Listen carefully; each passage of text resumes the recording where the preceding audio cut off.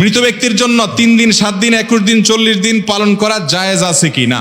মৃত ব্যক্তির জন্য 3 দিন 7 দিন 40 দিন 21 দিন এই জাতীয় যত দিনা অনুষ্ঠান আছে এগুলো একটাও ইসলামের নির্দেশ না।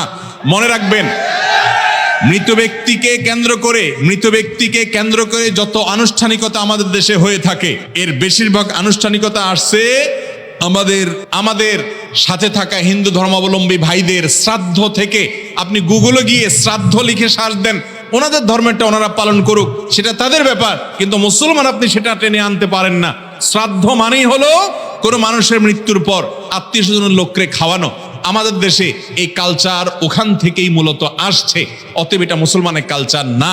ভালো করে শুনে রাখেন, কোনো মানুষ মারা গেলে যে মারা গেছে তার ওয়ারিসদেরকে, তার আত্মীয় স্বজনদেরকে এলাকাবাসী খাওয়াবে, ঠিক না ঠিক? কারণ যে তার বাবাকে হারাইছে তার মন খারাপ, রান্না বাড়া করার মানসিকতা নাই, তার পুরো পরিবারকে এলাকাবাসীর দায়িত্ব খাওয়ানো, সকাল বিকাল খাওয়াবে, যতদিন পারে ততদিন খাওয়াবে, কমপক্ষে 3 দিন খাওয়াবেই।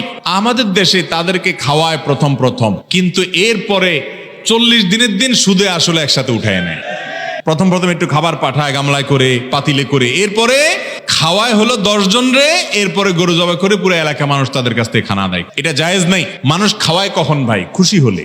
মানুষ খাওয়ায় কখন? আপনার বিয়ে হয়েছে, নতুন বউ ঘরে আসছে, খুশির ছোটে অলিমা খাওয়ান, ঠিক না ঠিক? আপনার ছেলে হয়েছে, আকিকা খাওয়ান, খুশির ছোটে মানুষ খাওয়ায়। সেখানে আপনার বাবা মারা গেছে, মা মারা গেছে, এটা তো খুশির কিছু না। এজন্য মানুষ খাওয়ানোর কোনো যৌক্তিকতা নাই। না খাওয়াইলে আবার এলাকাবাসী বলে কি মানুষ ছিল, কি ছেলে মেয়ে রেখে গেল যে একটু কারোর হাতও ধোয়াইলো না।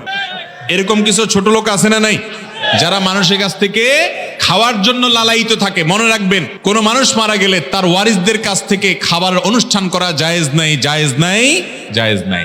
তিনি তার মা বাবার তরফ থেকে গরিব দুঃখীকে খাওয়াবেন, তার ব্যাপার, কোন দিন খাওয়াবেন না খাওয়াবেন। কিন্তু সমাজ ঠিক করে নিয়ে একরকম বাধ্য করা, সিস্টেম বানিয়ে ফেলা, এটা বেদাত, এবং এই বেদাত থেকে আমাদের সবার বাঁচার চেষ্টা করতে হবে ইনশাআল্লাহ।